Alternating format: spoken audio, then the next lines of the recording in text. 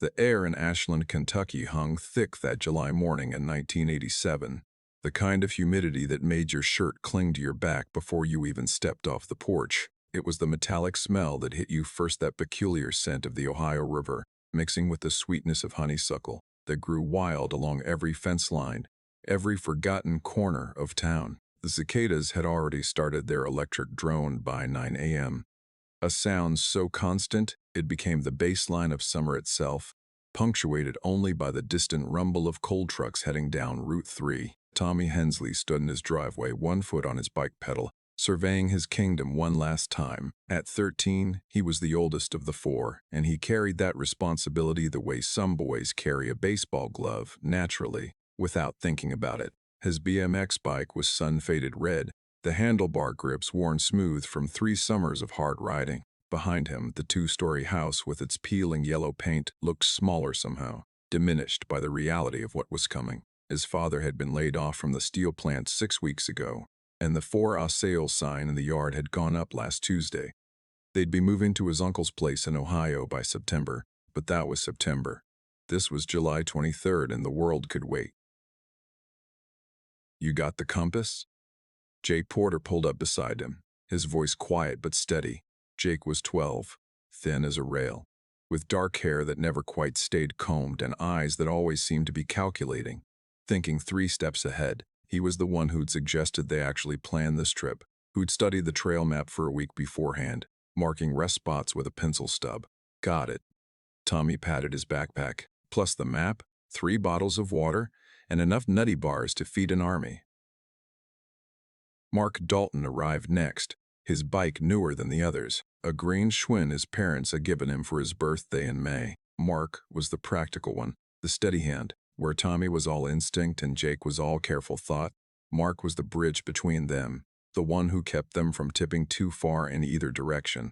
He had packed a first aid kit without anyone asking him to, had told his mom they'd be back by dark, had double-knotted his shoes. The last to arrive was Ricky Cole, 11 years old and small for his age, pedaling hard to catch up, his face flushed with effort and excitement. Ricky was always the shadow, always the one trailing behind, but he didn't mind. He was just grateful to be included, to be part of this circle. His older brother was in high school and had no time for him anymore. These boys, Tommy, Jake, Mark, they were his entire summer. Sorry, Ricky gasped, braking hard and nearly tipping over. "My mom made me clean my room before I could leave." Tommy grinned. "We've got all day, Rick. We've got forever." But that wasn't true, and they all knew it. That's why this mattered so much. Tommy's family was leaving. The circle was breaking. This wasn't just another bike ride into Colton Woods. This was their last adventure, their last chance to be these versions of themselves before everything changed. Tommy's mother appeared on the porch, arms crossed, her face tight with that particular expression mothers wear when they're trying not to show worry. Linda Hensley was 34, but looked older that summer, the stress of unemployment and an uncertain future written in the lines around her eyes. "You boys be careful," she called out. "Stay on the marked trails. And Tommy, you be home by dark, you hear me? By dark." "I know, Mom." Tommy's voice carried that teenage edge of exasperation, but he softened it with a wave. "We'll be fine. We're just going to the lookout tower and back." She wanted to say more. You could see it in the way she gripped her elbows, in the way her mouth opened and then closed again, but she didn't. She let them go. That decision would haunt her for 28 years. The boys pushed off, legs pumping, gathering speed as they headed east toward the tree line. The sun was already high and brutal, turning the asphalt into a shimmering mirage. They passed the Shell station where Mr. Branch Patterson was changing the price sign, past the elementary school playground where the swings hung motionless in the still air, past the last outpost of civilization, a small church with a marquee that read, "God Provides," in plastic letters. Then the road narrowed, and the trees began to close in. Colton Woods wasn't actually that big, maybe 40 square miles of second-growth forest, limestone ridges, and hollows that the locals called hollers.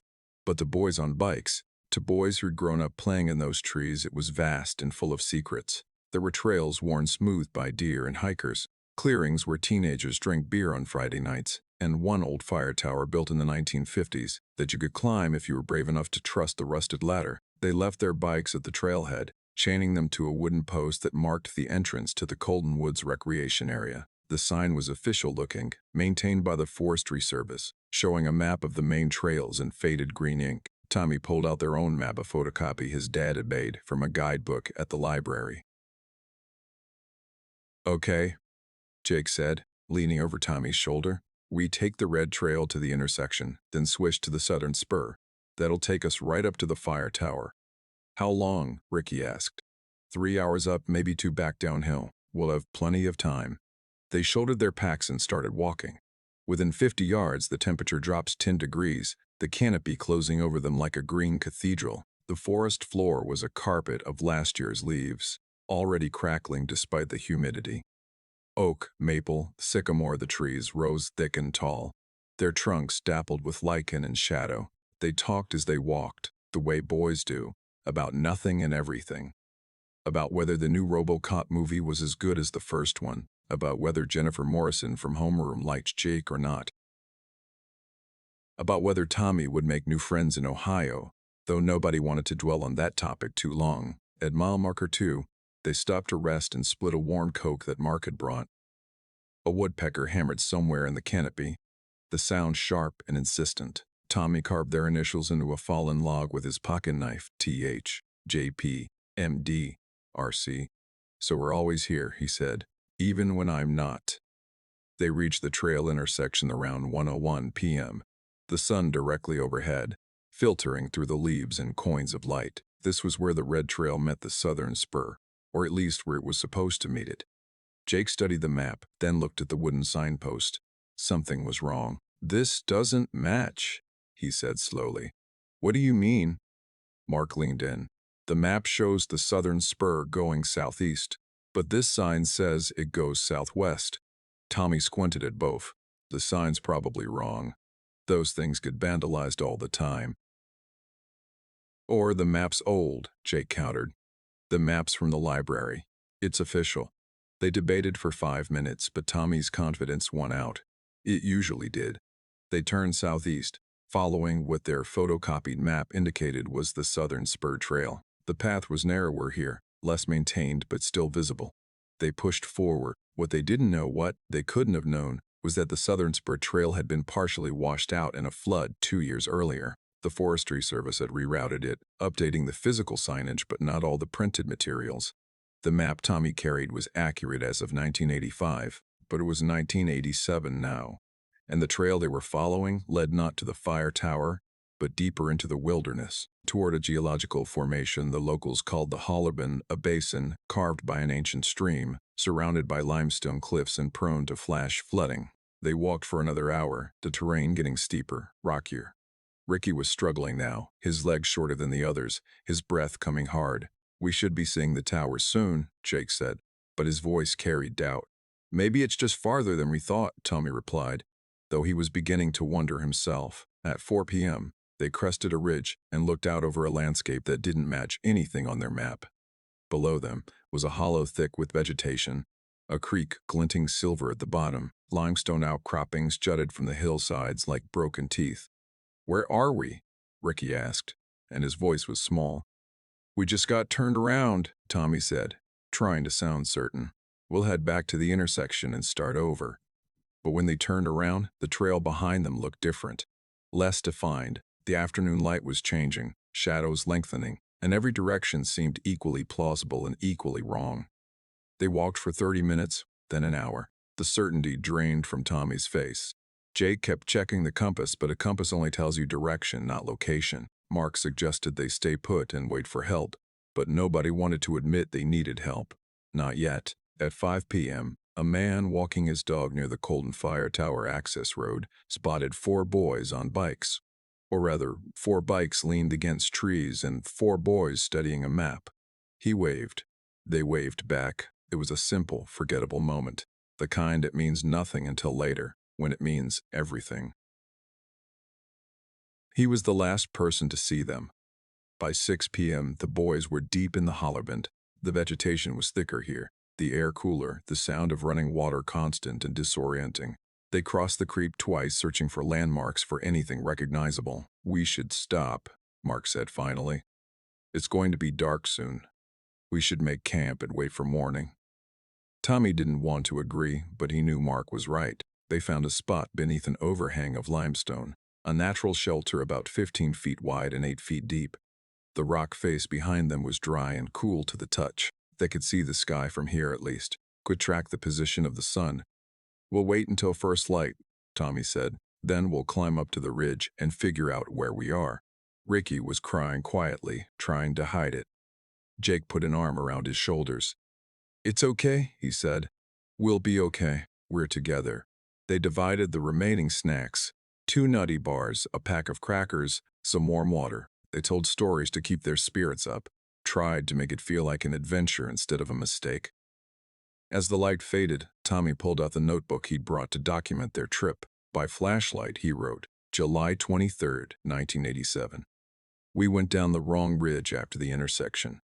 We're going to wait here tonight and find our way back in the morning. If anyone finds this."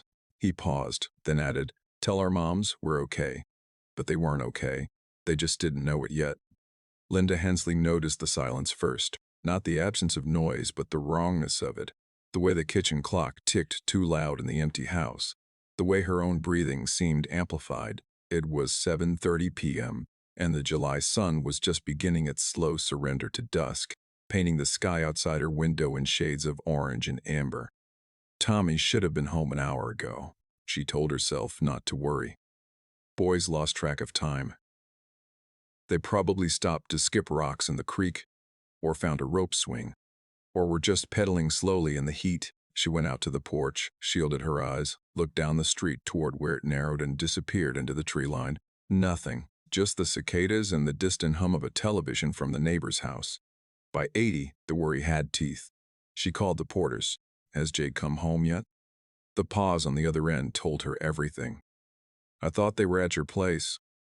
They started making calls. The Daltons. The Coles. Each conversation was the same: a confirmation of departure, an assumption about location, and then the sudden cold realization that nobody knew where the boys were. At 8:45 p.m., Dennis Hensley drove to the trailhead.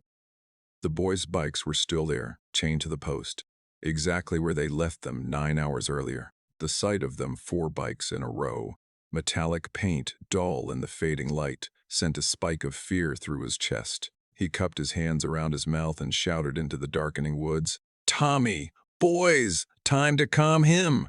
His voice echoed off the ridges and died in the trees. The forest swallowed it whole and gave nothing back. At 9:15 p.m., the Ashland County Sheriff's Office received the first call. By 10 p.m., 4 more parents had shown up at the station, their voices overlapping in a desperate chorus. Deputy Harold Vickers, a lean man in his 40s with kind eyes and 20 years of experience, took the report personally. He had a son Jake's age. He understood the particular terror parents feel when their children disappear into wilderness. "They're smart boys," he told the assembled parents, projecting a calm he didn't entirely feel. "They know those woods. They probably just got turned around, maybe decided to camp overnight. We'll have a team out there at first light." "First light?" Linda's voice cracked. "That's 9 hours from now." "Ma'am, I understand your concern, but searching at night in that terrain is dangerous for the searchers and unlikely to be productive. The boys are most likely bedded down somewhere safe, waiting for morning just like we are." But he didn't wait. By 11 p.m., Vickers had assembled a small team of volunteers with high-powered flashlights. They headed into Colton woods, calling names, sweeping beams of light across tree trunks and undergrowth. The search was chaotic, hampered by darkness and the disorienting sameness of the forest at night. Every shadow could be a crouching boy.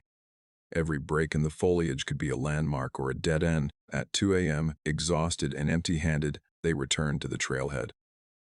The parents were still there, huddled in the parking area, refusing to leave. Linda Hensley sat on the hood of her car, arms wrapped around herself, staring at the wall of black trees, as if she could will her son to walk out of them. By dawn, everything had changed. This was no longer 4 boys who'd stayed out late. This was a missing persons case. The second day began with a rising sun and a level of organization that was both impressive and terrifying. Sheriff Tom Bradley took personal command, transforming the Colton Woods trailhead into a command center. By 8 a.m., there were 50 volunteers, most of them local men who knew the woods hunters, hikers, retired forestry workers. By noon, the National Guard had arrived with 2 helicopters and thermal imaging equipment. The mothers were kept back from the search line, corralled into a makeshift waiting area where volunteers brought coffee and sandwiches nobody ate. Linda watched the helicopters pass overhead, their rotors chopping the thick July air, and felt a strange detachment, as if she were watching all of this happen to someone else. This couldn't be her life. Her boy couldn't be lost. The searchers worked in grid patterns 20 feet apart, calling names until their voices went hoarse. They found a Coke can at the trail intersection, marks probably, from the lunch stop. They found fresh bike tracks leading to the trailhead. But after that, nothing. The boys had simply vanished. On the afternoon of the second day, the bloodhounds arrived. German shepherds and coonhounds, handlers from 3 counties away, dogs trained to track human scent through any terrain. They were given items from the boys' rooms, a pillowcase, a worn t-shirt, and turned loose at the trailhead. What happened next would be debated for years. The dogs picked up the scent immediately, pulling hard on their leads, noses to the ground. They followed the red trail to the intersection, just as expected. But then they veered southeast, off the main trail, into rougher terrain. The handlers struggled to keep up, crashing through underbrush, sliding down slopes. The dogs led them to an area about 2 miles from the trailhead, a spot where the land dropped away sharply into a hollow. Locals knew it as the Hollabinda, bowl-shaped depression surrounded by limestone ridges, thick with old-growth trees and prone to poor drainage. And there, at the edge of a gully, the dogs went absolutely wild. They barked, paced, circled back on themselves. The handlers had never seen anything like it. It was as if the scent was everywhere and nowhere, impossibly strong and yet impossible to follow. One of the handlers, a woman named Sarah Chin with 15 years of experience, later described it as the dogs telling us the boys had been right there, right in that spot. But the trail just stopped. Deputy Vickers scrambled down into the gully with 3 other searchers. They looked everywhere under overhangs, behind fallen logs, in the spaces between boulders. They found nothing. No footprints, no dropped items, no sign that anyone had been there recently. Could they have fallen? Someone asked. They'd checked for loose earth, for disturbed vegetation. Nothing. Could they be injured, maybe unconscious in a crevice? They checked every gap in the limestone, every crack wide enough to hide a body. Nothing. After 2 hours, they called the dogs off. The handlers were apologetic, confused. The sheriff made a decision. The dogs had given them a false positive, likely confused by the complex scent patterns in the hollow, by the way air currents move through the basin. It happens sometimes. They would search elsewhere. It was the right call, the logical call. It was also completely wrong. The boys had been right there, exactly where the dogs indicated. They were 15 feet underground, buried under 6 feet of limestone rubble and clay.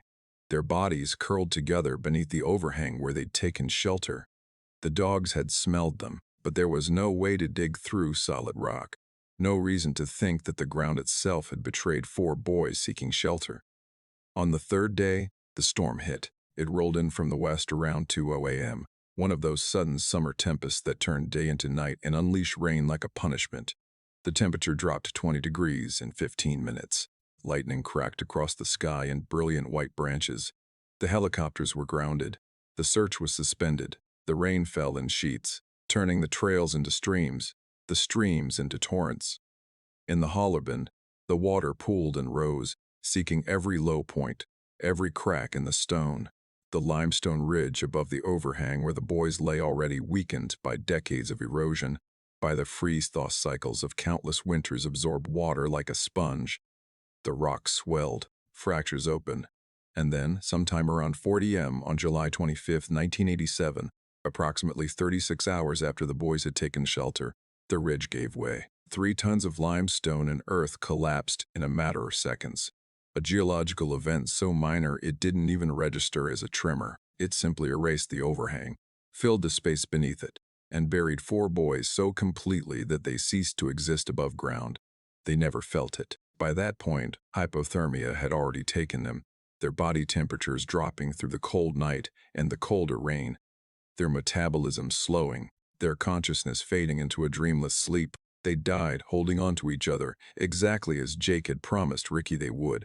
The landslide was just a forest's way of keeping them. The search continued for 9 more days. By the end of the first week, there were over 300 volunteers, plus state police, FBI agents, and a psychic who claimed to see the boys near water, near stone. Every square mile of Colton Woods was walked, every trail and game path explored. They found 2 abandoned homeless cabs, a rusted 1960s truck chassis, and countless beer cans, but no trace of 4 boys. The FBI profiler suggested abduction. The terrain and the total absence of evidence suggested the boys had been removed from the woods entirely, possibly taken in a vehicle that had accessed the forest via one of the logging roads that crisscrossed the area. A hermit who lived in a trailer at the eastern edge of the forest was questioned extensively. His name was Earl Dobson, and he had a record: petty theft, public intoxication, nothing violent, but enough to make him a suspect. He swore he'd seen nothing, heard nothing. His trailer was searched. Nothing was found, but suspicion clung to him like smoke. After 2 weeks, the daily searches stopped. After a month, the command center was dismantled. The case remained open, classified as missing persons, circumstances unknown. The FBI kept it in their database. Tips would come in for years: a boy matching Tommy's description spotted in West Virginia, anonymous caller claiming to know what happened, but none led anywhere. The town of Ashland settled into an uneasy grief. The bikes remained at the trailhead for 6 months before someone finally removed them. The families held no funerals because there were no bodies. They existed in a limbo between hope and mourning, unable to move forward, unable to let go. Linda Hensley's FOR sale sign came down. They couldn't leave, not with Tommy still out there somewhere. Her husband got a job at the hardware store. They stayed in the yellow house with the peeling paint, and every year on July 23rd, Linda would walk to the edge of Colton Woods, to an old stump near the ridge where the dogs had barked, and she would place 4 toy soldiers, 1 for each boy. She did this for 28 years. Time moves differently for the bereaved. It stretches and compresses in strange ways, so that the first year after the boys vanished felt like both a single endless day and an entire lifetime compressed into 12 months. For the families, for the town of Ashland, the summer of 1987 never truly ended. It just repeated over and over every time someone mentioned the case, every time a child went missing anywhere in Kentucky, every time the news ran a retrospective on unsolved disappearances. The case file at the Ashland County Sheriff's Office grew to 3 boxes: witness statements, search grids, dog handler reports, FBI assessments, autopsy photos of unidentified remains found in neighboring counties, none of which matched, and theories, hundreds of theories, each one a different shape for the same darkness. The hermit theory persisted longest. Earl Dobson, the man in the trailer, died in 1992 of liver failure, and his death brought a brief resurgence of interest. Volunteers searched his property again, tore up floorboards, checked for disturbed earth in the surrounding woods. They found nothing but empty bottles and mouse droppings. Still, in the local imagination, he remained guilty. Someone had to be. Others believed in the Colton Woods curse, a piece of folklore that had been whispered about for decades, but gained new life after 1987. The story went that the woods were built on Cherokee burial grounds, that the land itself was angry, that it took children as payment for the violence done to it. It was nonsense. Of course, historical records showed no Cherokee presence in that specific area, but grief doesn't care about historical records. People needed an explanation, and when no human monster could be found, they turned to older, darker ones. Deputy Harold Vickers needed no curses or villains. He knew exactly what had happened. The boys had gotten lost, injured, and died somewhere in that vast forest, and the search teams, himself included, had simply missed them. The woods had beaten them not through malice but through sheer size and complexity. This belief became his obsession. After the official search ended, Vickers continued on his own time. Every weekend, every day off, he was back in Colton Woods with a compass, a map, and a stubborn refusal to accept defeat. His wife, Margaret, tolerated it at first, understanding that this was how he processed failure. But as months became years, her patience thinned. "You have a family, Harold," she told him one Saturday morning in 1989, watching him pack his gear. "You have a son who needs his father." "Those boys have families too," he replied. And he wasn't wrong, but he wasn't entirely right either. He kept what Margaret called his other office, a workbench in the garage covered in old topographical maps, each one marked up with red ink. Circles indicated areas searched, X's marked places of interest. Lines traced and retraced possible paths the boys might have taken. It looked like the work of a man unraveling, and perhaps it was, but it was also the work of a man who understood that 4 children deserved better than to be forgotten. He walked every trail in Colton woods, official and unofficial. He studied geological surveys, learned about limestone formations and cave systems. He interviewed old-timers who'd hunted those woods for 50 years, asking about sinkholes, about places where the earth might open up and swallow something whole. In 1993, he found a cave system the original search had missed, a narrow entrance behind a waterfall that required squeezing through a gap barely 18 inches wide. He explored it for 4 hours, crawling through passages, checking every chamber. He found nothing but bats and salamanders in the suffocating darkness of stone. Still, he kept searching. In 1997, 10 years after the disappearance, he took early retirement. When people asked him what he planned to do with his free time, he smiled and said, "Finally take up fishing." Everyone knew he meant the woods. For the mothers, the years were different. Linda Hensley's life became a monument to absence. Tommy's room remained exactly as he'd left it that July morning. The bed unmade, a Mad magazine on the nightstand, a model airplane half-assembled on the desk. She dusted it weekly, as if her son might return at any moment and be upset to find his things neglected. Her friends tried to help. "You need to move on," they said gently, meaning well, not understanding that moving on was a luxury of the unbereaved. How do you move on from a question that has no answer? How do you bury hope when there's no body to bury? She attended a support group for parents of missing children. The meetings were held in the basement of the Methodist Church on Thursday evenings. The first time she went, in the fall of 1988, there were 7 parents in a circle of metal folding chairs. By 1995, she was the only one still coming. The others had, one way or another, found closure. Bodies had been found, or enough time had passed to allow a memorial, or they'd simply reached a point where they could exist without answers. Linda couldn't. Every July 23rd, she made her pilgrimage to the edge of the woods, to that old stump near the ridge. 4 toy soldiers arranged in a line, facing the tree line as if standing guard. She bought them at the dollar store, the same kind every year, little green plastic men in combat poses. Some years, the previous year's soldiers were still there, sun-bleached and toppled by weather. Other years they were gone, taken by animals or children or collectors of strange memorabilia. She never spoke during these visits. What was there to say? But she stayed for an hour, sometimes more, listening to the birds and the wind in the leaves, trying to feel if Tommy was still out there somehow, if his spirit lingered in these woods. She never felt anything definitive, but she kept coming anyway. It was the only ritual she had. The other families processed their grief differently. The Porters moved away in 1990 to Florida, far from forests and limestone and memories. The Daltons stayed but withdrew into themselves, their house on Maple Street becoming known as the quiet place, where visitors were rarely welcome. The Coles divorced in 1993, the strain of losing Ricky cracking their marriage like thin ice. The town itself changed. Colton Woods, once a popular recreation area, developed a reputation. Parents forbade their children from entering it. The trails fell into disrepair.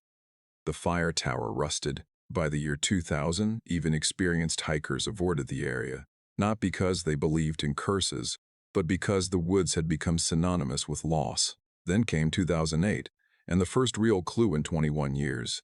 A college student named Brad Kimmel, an entrepreneurial sophomore at the University of Kentucky, had developed a hobby of buying unclaimed property from police auctions, storage units, abandoned vehicles, boxes of evidence from closed cases. He purchased them for a few $100s, then sell whatever he found on eBay. It was morbid maybe, but profitable. In April 2008, he won an auction lot from the Ashland County Sheriff's Office storage facility, miscellaneous evidence, case number 87114. The listing photo showed cardboard boxes, dusty and water-stained. He paid $175 and picked them up the following week. Most of it was junk old clothes, rusted tools, items connected to burglaries and petty crimes. But at the bottom of the third box, sealed in a plastic evidence bag that had yellowed with age, he found a backpack. Blue canvas, heavily stained with mud and mold. The zipper corroded shut. He almost threw it away. But something made him look closer.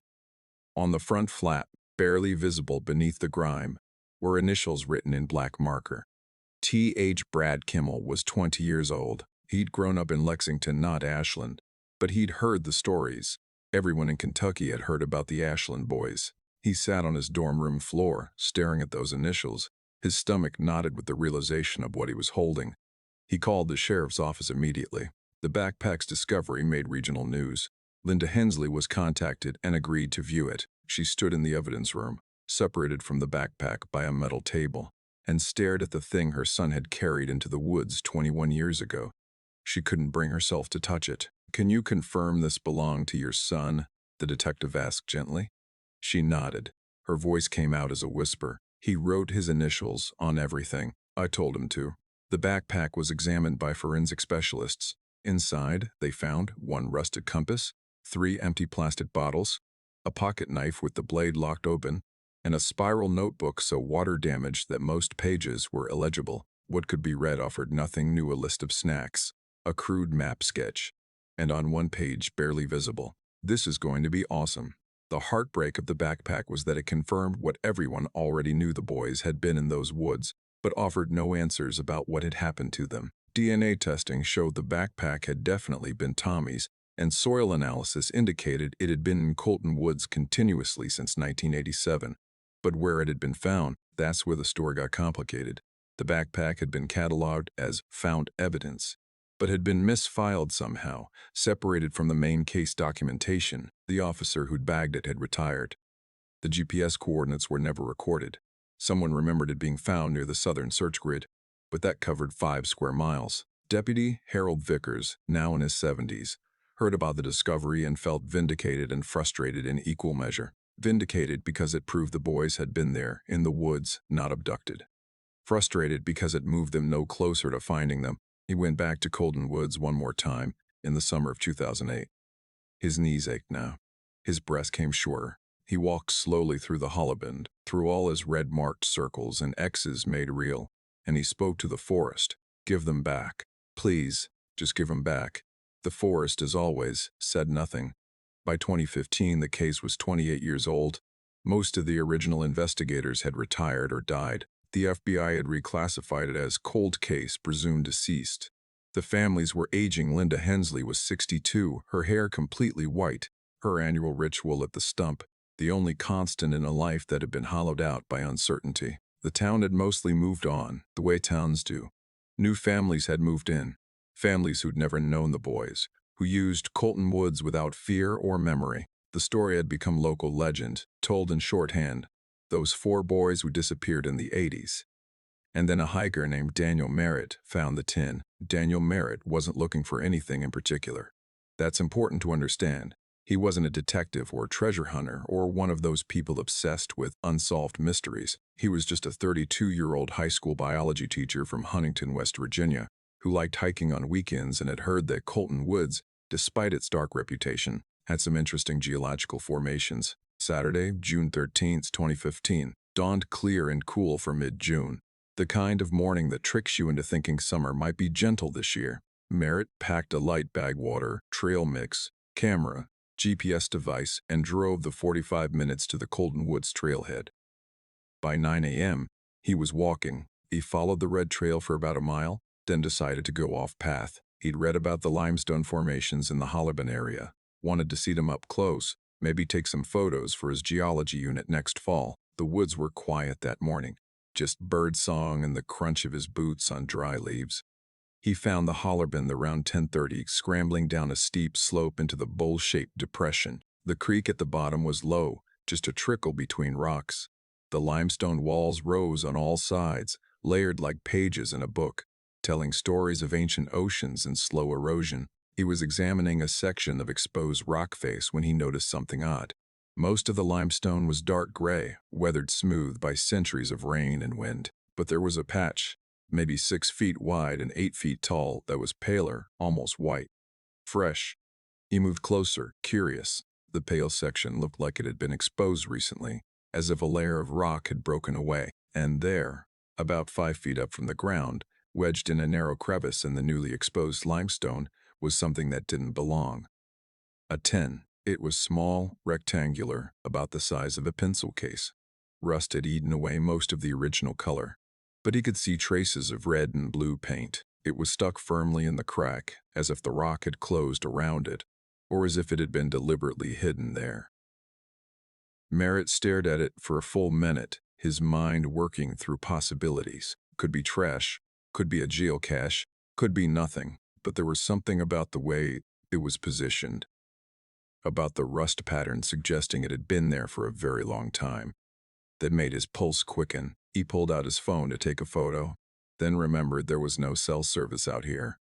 Instead, he took a picture with his camera, then carefully climbed up to the crevice. The tin was stuck tight. He had to work it back and forth for 5 minutes, flakes of rust coming off in his hands before it finally came free. It was heavier than expected, and he could hear something shifting inside. His hands were shaking as he climbed back down to level ground.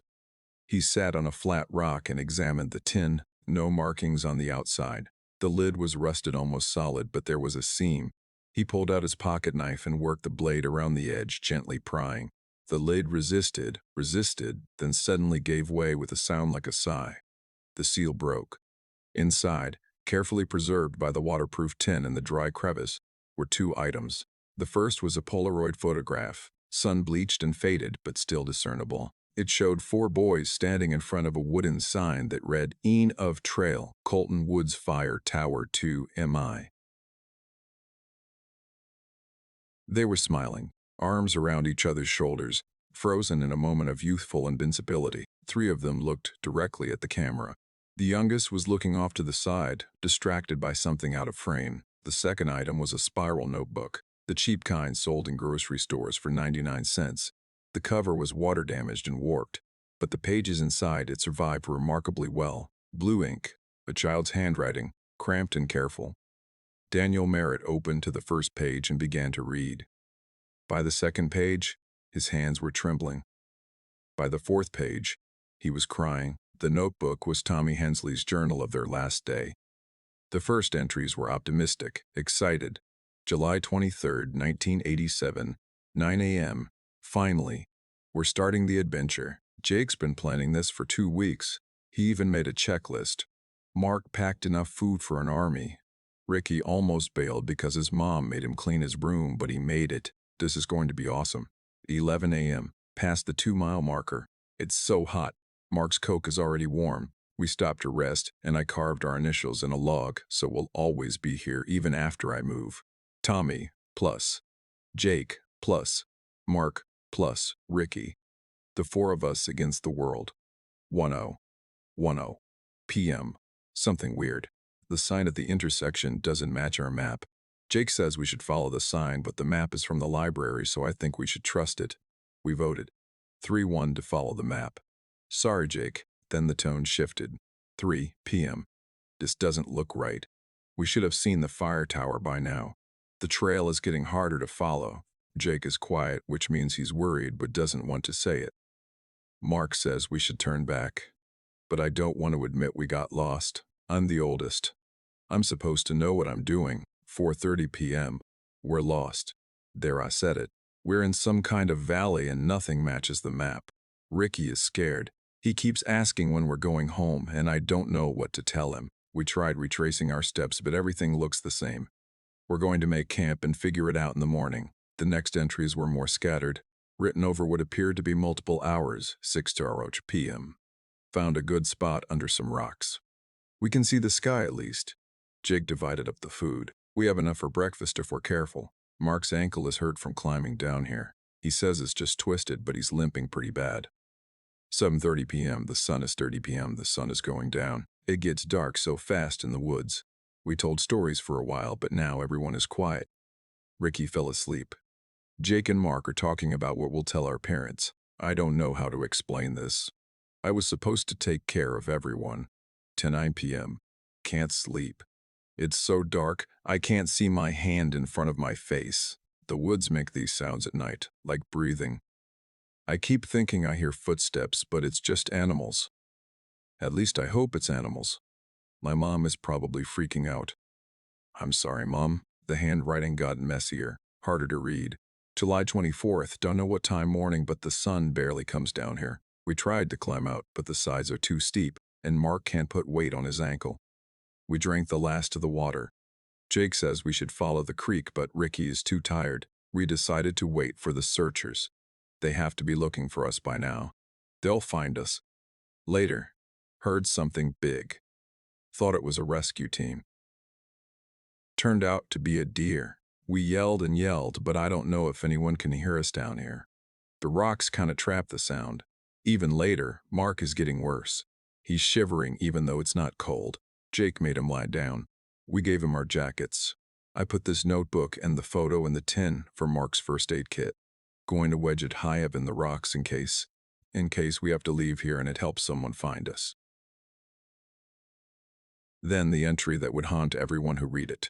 July 24th, nighttime. We went down the wrong ridge after the intersection. We thought we knew better, but we didn't. Mark's hurt bad now. He's not shivering anymore, which Jake says is worse. The sun's gone. It's getting really cold and I can hear thunder. If you find this, tell our moms we stayed together. We're not fighting or blaming each other.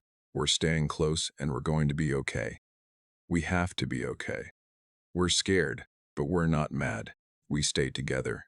There was one final entry. This one in different handwriting. Jake's, neater and smaller. July 25th, early morning. It rained all night, hard. We're all under the overhang and staying as warm as we can. Tommy let me write because his hands are shaking too much. We saw flashes through the trees, lightning. I think the water is rising in the creek. If anyone finds this, tell them we were at the intersection where the red trail meets Southern Spur. We went southeast, not southwest. Tell them we're sorry. Tell them. The sentence ended there, unfinished. The next page was blank except for a smeared mark, as if someone had dropped the pen. Daniel Merritt sat on that rock for a long time, the notebook open on his lap, staring at nothing. Around him, the forest continued its indifferent business. A squirrel scolded from a branch. The creek trickled over stones. The breeze moved through leaves. He wanted to do something, but he didn't know what. Run, scream, start digging? He looked at the pale patch of limestone, at the crevice where the tin had been wedged, and suddenly understood. That wasn't just exposed rock, that was recent collapse. That was new erosion, revealing an old tragedy. They were here, right beneath his feet. He marked the location carefully on his GPS, took multiple photos, then practically ran back to his car. He had cell service by the time he reached the trailhead parking lot. His first call was to 911. I'm at Colton Woods, he said, his voice shaking. I found something. I found the boys. The response was massive and immediate. By that evening, sheriff's deputies had secured the area. By the next morning, a forensic team from the state police had arrived, along with ground-penetrating radar equipment and excavation specialists. The media descended within 48 hours. News vans filled the trailhead parking lot. Reporters stood in front of cameras, their faces grave with the kind of story they'd always hoped to cover. After 28 years, a breakthrough in the case of the missing Ashland boys. Linda Hensley learned about it from a sheriff's deputy who came to her door on Sunday afternoon. She'd been washing dishes, staring out the kitchen window at nothing in particular, when she heard the knock. The moment she opened the door and saw the deputy's face, she knew. After 28 years of not knowing, she finally knew. She didn't cry. Not then. She just said, very quietly, "You found him." "We believe so, ma'am. We're still in the excavation phase, but where?" "In Colton Woods, in the Hollaband area, where the dogs barked." The deputy looked surprised. "Yes, ma'am, near there." She nodded slowly as if this confirmed something she'd always suspected. "He never left the woods." "No, ma'am, he never did." The excavation took 4 days. The forensic team had to work carefully, documenting everything, sifting through limestone, rubble, and clay. They found the remains on the third day, 4 skeletons curled together in what had once been a sheltered space beneath an overhang.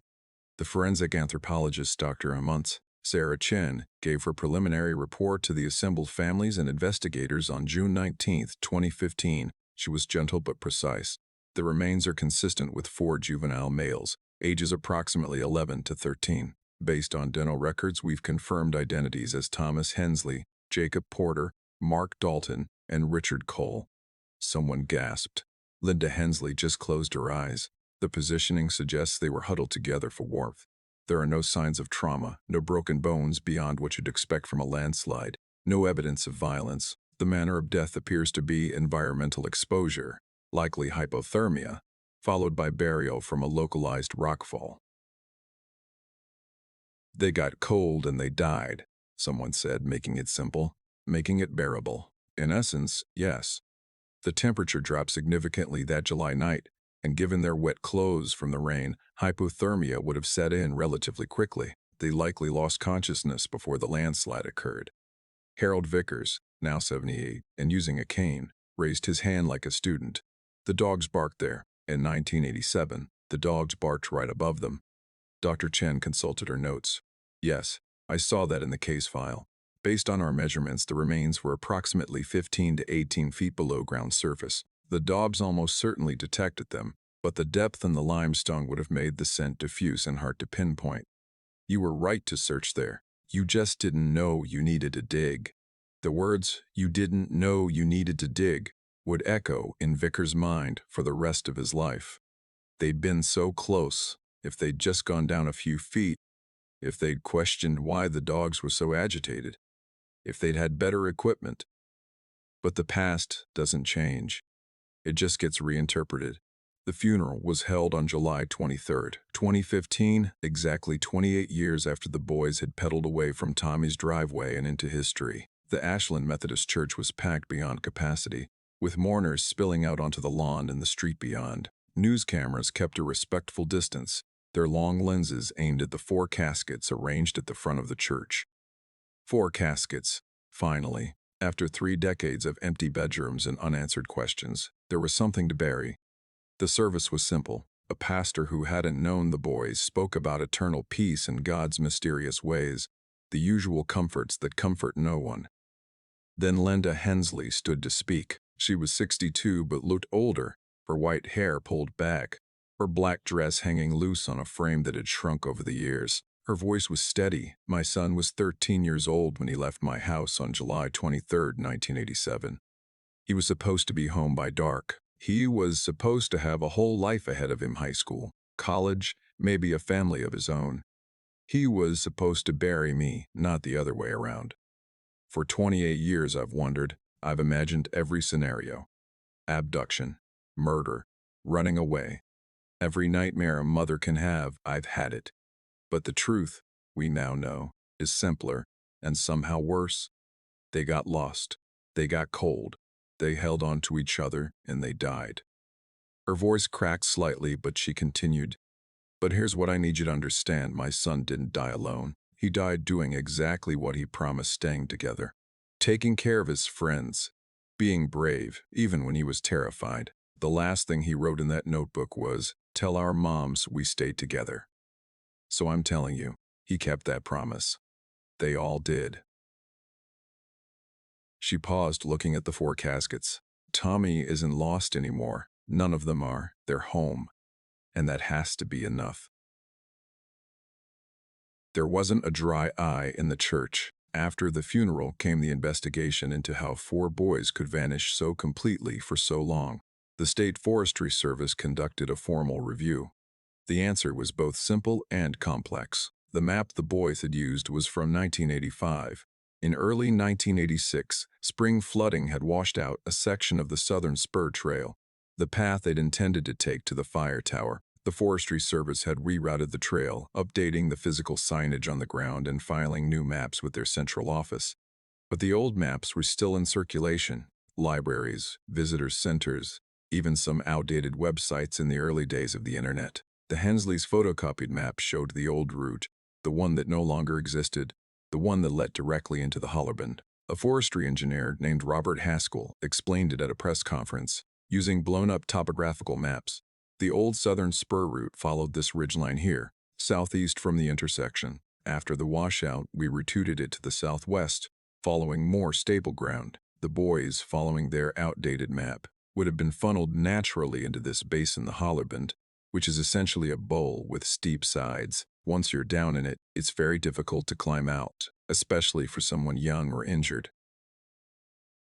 Why wasn't the old trail blocked off? A reporter asked. It was initially, but trails are living things. Animals use them, weather changes them. A blocked path in 1986 might look passable again by 1987. We've since implemented more rigorous signage standards. It was bureaucratic language masking a simple truth. An administrative oversight had killed 4 children. The geology of the landslide was easier to explain. Martin Cole, a structural geologist from the University of Kentucky, no relation to Ricky Cole, provided the analysis. The limestone in this area is highly fractured and prone to erosion. The overhang where the boys took shelter was unstable, though not visibly so. When the storm hit on July 25th, the rock absorbed a tremendous amount of water very quickly. This caused expansion in the existing fractures and increased the weight of the stone. Combined with the vibrations from thunder and the general instability, it failed catastrophically. Could it have been prevented? The boys couldn't have known the overhang was unstable. It probably looked like the safest place to shelter from the storm. It was just extraordinarily bad luck. Bad luck. 28 years of grief, summarized as bad luck. The case officially closed on August 15, 2015. The manner of death was ruled accidental exposure and asphyxiation due to landslide. No negligence charges were filed.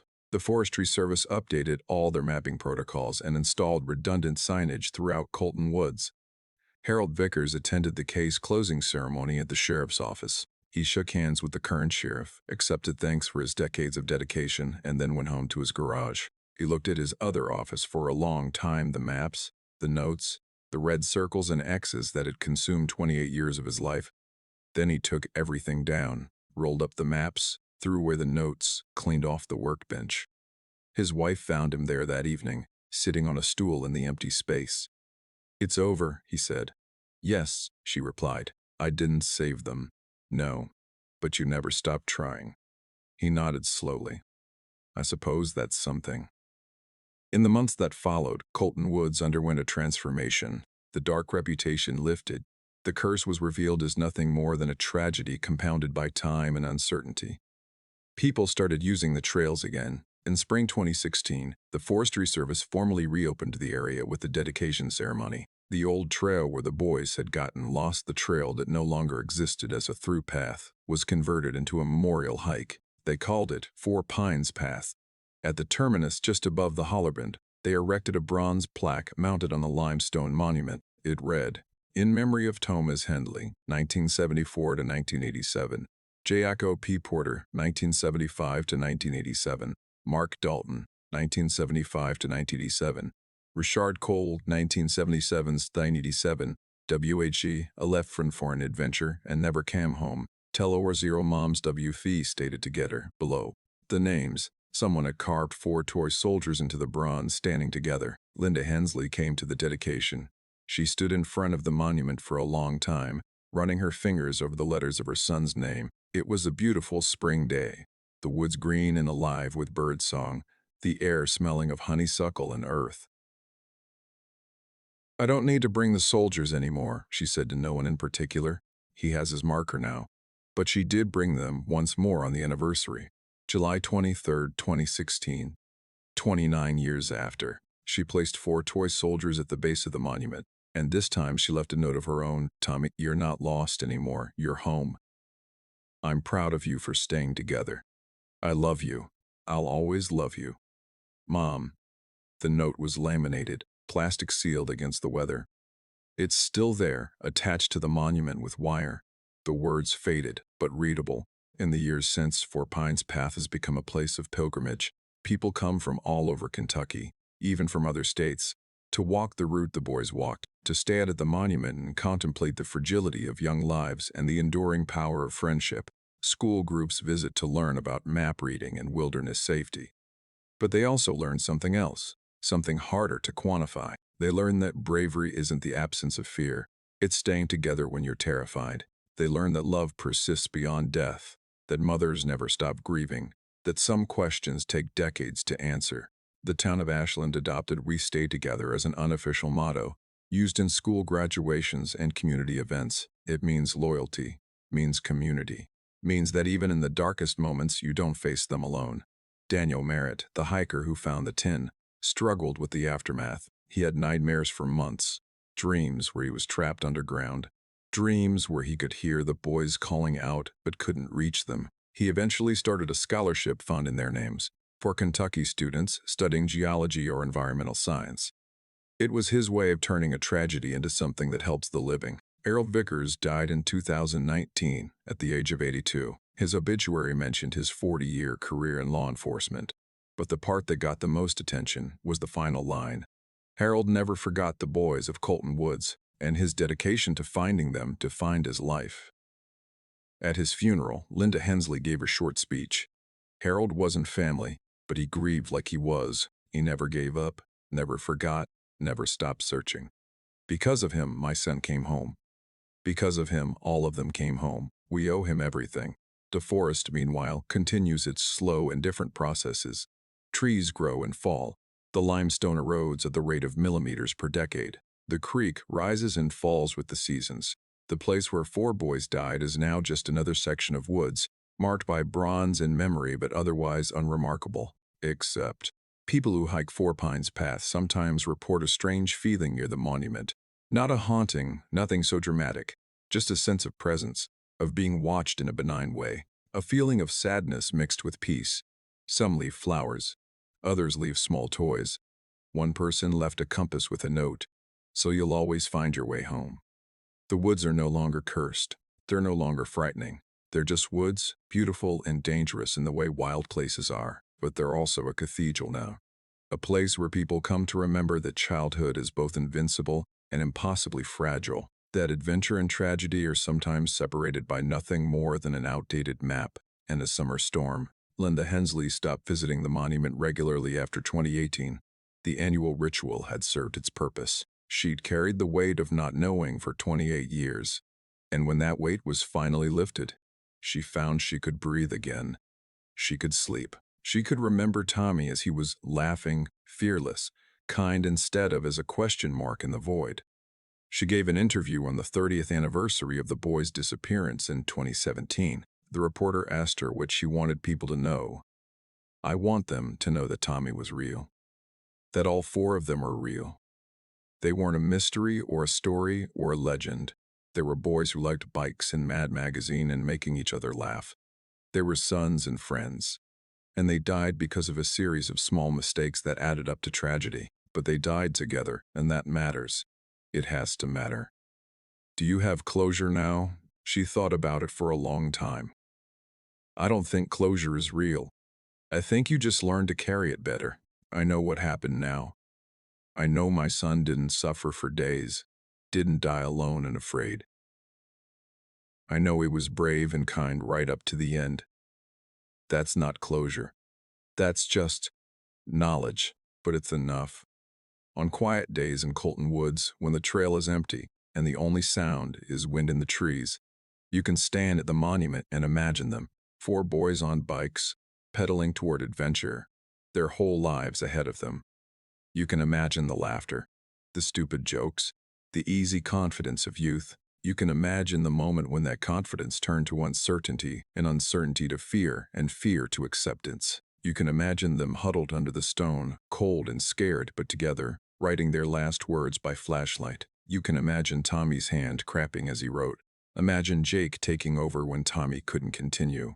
You can imagine Ricky sleeping, grateful not to be alone. You can imagine Mark's injured ankle, his slow descent into hypothermia, his friends refusing to leave him. You can imagine the moment the ground shook, the moment the rock gave way, the moment the world went dark. And you can imagine. This is the hardest part, the searchers walking above them days later. So close to salvation. The dogs barking frantically at something the humans couldn't understand. You can imagine them moving on, dismissing the lead. The boys trapped just beneath their feet in the dark. But mostly, when people stand at that monument, they think about the note. "Tell our moms we stayed together."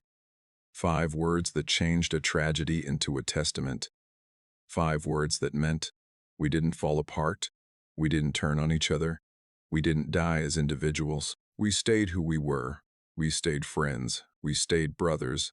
In the end, that's all anyone gets, to leave behind the story of who they were and how they treated the people they loved. Tommy Hensley. Jake Porter, Mark Dalton, and Ricky Cole left behind a story of loyalty, of courage, of boys who kept their promises even when the world fell apart. They went into the woods for one last adventure. They never came home, but they stayed together. And that, somehow, has to be enough. The tin that Daniel Merritt found that June day in 2015 is now in the Ashland County Historical Society, displayed in a climate-controlled case alongside the notebook and the Polaroid photo. Schoolchildren press their faces against the glass, trying to imagine what it was like to be those boys, trying to understand how something so small, a wrong turn, an outdated map, a summer storm could end 4 lives. The rust has been stabilized, but they left it on the tin. The decay is part of the story. Time is part of the story. Next to the display is the full text of Tommy's last entries, printed in careful script on a bronze plate. Visitors often cry when they read it. The directness of the words, the child's voice trying so hard to be brave, to document, to leave some record that they existed and mattered, is almost unbearable. And above it all, a final quote, larger than the rest.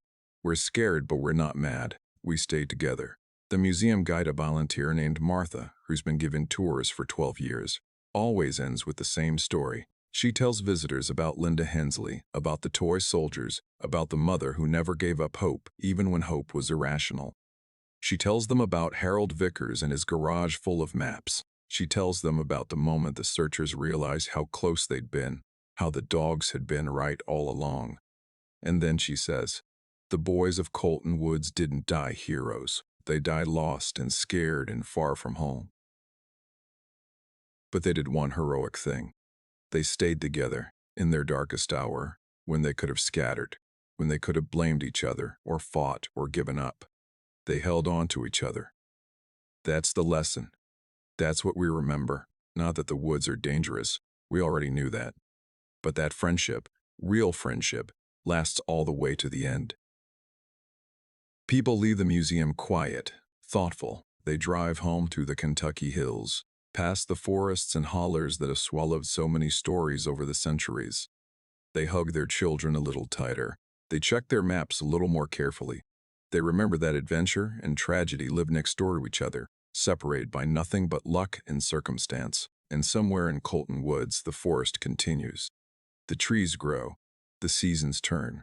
The creek flows cold over limestone, and 4 bronze soldiers stand eternal guard on a monument that reads, "Tell our moms we stayed together." They did. They stayed together all the way home.